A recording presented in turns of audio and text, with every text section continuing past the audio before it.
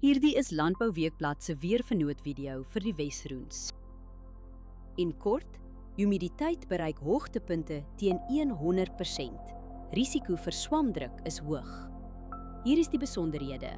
Sedert Januarie het ons 175 mm reën gehad, 18% meer as die 5 jaar gemiddelde. Groeigraaddae staan tot dusver op 1210. Dit is 49 graaddae laer as die 5 jaar gemiddelde. Die laagste temperatuur wat voorspel word is 13,1 grade. Die hoogste is 19,9 grade. Die dag tot nagwisseling bly stabiel, sowat 7 grade. Sowat 1,1 mm reën word die week verwag. Dit kan besproeiing aanvul, maar nie vervang nie.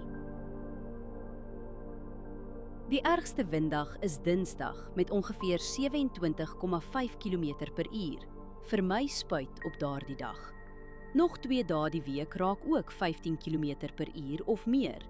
Hou windsnelheid op die dag self dop voordat jy spuit, asook windrigting, windvlae, temperatuur, humiditeit en delta T.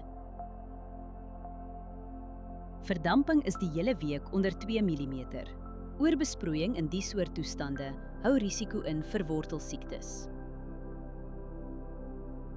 Humiditeit is meestal hoog en blaarnatheid gaan Dinsdag sterk wees. Dus is die kans vir swamdruk aansienlik.